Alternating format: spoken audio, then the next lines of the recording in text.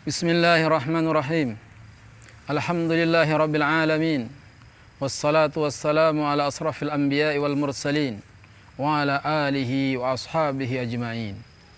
Saudara-saudariku kaum muslimin yang saya cintai, alhamdulillah karunia Allah berikan kepada kita berupa kehidupan yang berbahagia. Kita hidup di zaman dunia melimpah. Datang dunia kepada kita bagikan banjir yang susah untuk dibendung. Kenikmatan dunia hari demi hari semakin bertambah. Lihatlah, semakin padat jalanan di kota-kota besar. Banyaknya mobil-mobil mewah berkeliaran. Yang itu tidak pernah kita saksikan 30-40 tahun yang lalu. Tetapi sekarang luar biasa. Dunia semakin menampakkan keindahannya. Dunia semakin menampakkan perhiasannya. Sehingga betul apa kata Nabi sallallahu alaihi wasallam, dunia ini hijau, dunia ini manis. Sedangkan Allah Subhanahu wa taala menjadikan kita di dunia ini silih berganti. Maka perhatikanlah bagaimana kita beramal. Takutlah kita kepada dunia, takutlah kita kepada wanita. Nasihat yang seperti ini perlu dinasihatkan kepada diri kita. Karena memang godaannya dunia itu luar biasa. Datang silih berganti bagikan gelombang lautan. Saudaraku kaum muslimin yang saya cintai. Allah Subhanahu wa taala berfirman, "Alhaakumut takatsur hatta zurtumul maqabir." Telah melalaikan kamu bermegah-megahan sampai kamu mampir di kubur. Zurtumul maqabir, kamu mampir di kubur, karena kubur bukanlah tempat kita selamanya, itu hanya tempat persinggahan. Setelah kita dikubur, kita akan melanjutkan ke alam akhirat. Nabi SAW diperintahkan oleh Allah Ta'ala agar menyampaikan kepada kita, janganlah kalian bermegah-megahan, yang sebab itu melalaikan kalian dari akhirat. Dengan apa orang bermegah-megahan?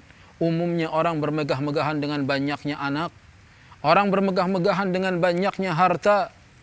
Bahkan sebagian orang bermegah-megahan dengan banyaknya istri. Merasa banyak istri dia berbangga. Jangan, akan melalaikan kamu bermegah-megahan. Manusia sering mengatakan hartaku, hartaku. Padahal tidak ada hartamu wahai anak Adam, kecuali apa yang telah kamu makan dan hilang. Tidak ada hartamu wahai anak Adam, kecuali apa yang kamu pakai dan usang. Tidak ada hartamu wahai anak Adam, kecuali apa yang telah kau sedekahkan, itulah yang akan dibawa pulang. Saudaraku kaum muslimin yang saya cintai, memang manusia sering mengatakan ini hartaku, ini hartaku. Tidak ada hartamu, kecuali apa yang kamu telah infakkan di jalan Allah Ta'ala. Itulah yang akan menyertai kita di alam kubur. Itulah yang akan menjadikan kita bahagia di akhirat. Harta yang sudah kita belanjakan. Ya. Dunia dan harta ini adalah hina. Suatu hari Nabi SAW pernah berjalan di pasar. Berjalan di pasar. Kemudian Nabi SAW menemukan bangkai anak kambing. Lalu diangkatnya bangkai anak kambing tersebut. Kata Nabi, siapa yang mau beli ini dengan harga 1 dirham? Tidak ada ya Rasulullah. Itu sudah bangkai, mau buat apa? Siapa yang mau menerima bangkai anak kambing ini cuma-cuma? Para sahabat pun mengatakan, tidak ya Rasulullah. Seandainya hidup, anak kambing itu cacat, kupingnya kecil. Bagaimana pula kalau sudah mati? Maka Nabi SAW mengatakan, sesungguhnya dunia dan segala isinya ini lebih hina di hadapan Allah daripada bangkai anak kambing ini di hadapan kalian. Kalau kita menganggap hina, rendah bangkai anak kambing, maka Allah Subhanahu wa taala lebih hina lagi menghadapi dunia dan segala isinya. Menganggap dunia dan segala isinya adalah perkara yang sangat menghinakan. Maka janganlah kita tertipu dengan dunia. Ya. Suatu hari Nabi SAW keluar, ditemuinya Abu Bakar dan Umar. Kemudian Nabi SAW bertanya, apa yang menyebabkan kalian waktu seperti ini keluar? Dijawab oleh keduanya, demi yang telah mengutusmu dengan hak ya Rasulullah, tidak ada yang membuatku keluar dari rumah ini kecuali lapar ya Rasulullah. Maka Nabi pun mengatakan, begitu juga aku. Tidaklah aku keluar kecuali karena aku lapar. Lalu ketiganya pun berangkat menemui sahabat Ansar yang didapati hanya istrinya. Kemudian Nabi bertanya, di mana si fulan? Dia sedang pergi mencari air untuk kami. Tak berapa lama kemudian datanglah sahabat Ansor. Oh, sangat gembiranya sahabat Ansor melihat Nabi, Abu Bakar dan Umar mendatangi rumahnya. Tidak ada orang yang paling hebat tamunya pada hari ini kecuali tamuku, katanya. Maka sahabat ini pun segera memetik anggur, memetik kurma, kemudian menghidangkannya kepada Nabi dan kepada para sahabatnya. Kenapa engkau tidak pilih saja yang matang, kata Nabi. Tidak, aku ingin agar engkau yang memilih dengan penglihatanmu sendiri. Kemudian sahabat tadi pun pergi membawa pisau. Maka Nabi SAW mengingatkan, hati-hati dari kambing betina. Ini jangan memotong kambing betina.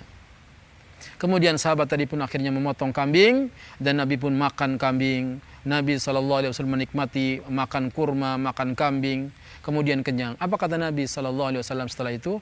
La tus'aluna yawma idin anin na'im. Sesungguhnya akan ditanya pada hari itu tentang kenikmatan yang seperti ini. Nabi SAW mengingatkan bahwasanya kenikmatan yang Allah berikan kepada kita ini akan dimintai pertanggungjawaban nanti di hari kiamat. Mensikapi dunia agar kita tidak bermewah-mewahan. Kita tidak dilarang menjadi orang kaya. Kita tidak dilarang untuk memiliki banyak harta. Asal dua syaratnya. Orang boleh menjadi orang kaya dengan dua syaratnya. Syarat yang pertama, hendaknya dia mencarinya dari jalan yang halal. Dia mencari harta dengan cara yang halal. Syarat yang kedua, dia hendaknya membayar zakatnya, mengeluarkan di jalan Allah. Tidak apa-apa jadi orang yang kaya, yang berlimpah, tapi hartanya senantiasa digunakan untuk akhirat.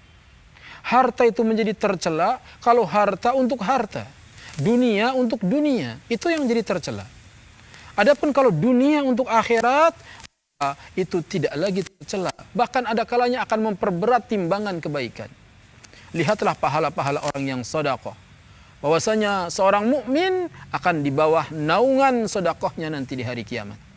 Bagaimana kita bisa bersedekah kalau kita jadi orang miskin? Kalaupun sedekah ala kadarnya.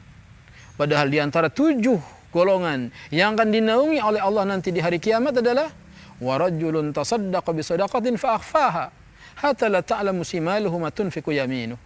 Adalah orang yang bersedekah dengan satu sedekah dan dia menyembunyikan sedekahnya sehingga tangan kirinya tidak tahu apa yang disedekahkan oleh tangan kanannya.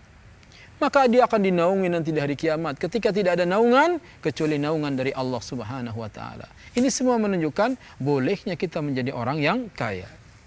Akan tetapi orang yang kaya hanya untuk bermegah dengan rumah, orang yang kaya hanya bermewah dengan kendaraan, kita enggak kagum, kita enggak ngiri yang seperti itu. Yang kita iri, yang kita kagum adalah orang yang kaya tetapi dia berani untuk bersedekah. Dia orang yang kaya, dia rela mengorbankan hartanya untuk membela agama. Maka orang kaya seperti itu kita acungkan jempol. Engkau orang yang hebat. Karena dunia ini diberikan kepada 4 golongan. Golongan yang pertama adalah orang yang berilmu dan berharta. Dia menghabiskan hartanya sesuai dengan ilmunya. Dia tahu hak-haknya. Dia menyambung silaturahim dengan hartanya yang banyak. Maka ini adalah sebaik-baik kedudukan. Yang kedua, orang yang berilmu tetapi tidak berharta. Orang yang berilmu tetapi tidak berharta. Maka dia bercita-cita, sekiranya saya kaya, saya akan dermawan juga seperti yang dia. Maka keduanya ini dengan niatnya pahalanya sama. Pahalanya sama, tetapi kedudukan jelas pada yang pertama. Kemudian yang ketiga, orang yang diberi harta tetapi tidak diberi ilmu. Hartanya banyak, kekayaannya melimpah, tetapi dia jahil. Dia gunakan hartanya sesuai dengan kejahilannya. Dia gunakan untuk berfoya-foya, dia gunakan untuk berbuat maksiat. Maka dia sejelek-jelek kedudukan. Orang yang paling jelek di dunia, orang kaya dan bodoh. Menggunakan hartanya sesuai dengan kebodohannya. Kemudian yang keempat adalah orang yang dia miskin, bodoh pula. Harta nggak punya, ilmu nggak punya. Ini yang keempat. Akan tetapi dia punya keinginan. Dia punya keinginan. Kalau saya punya harta, saya pun akan berfoya-foya seperti yang ketiga ini. Maka ini yang ketiga dan keempat dosanya sama.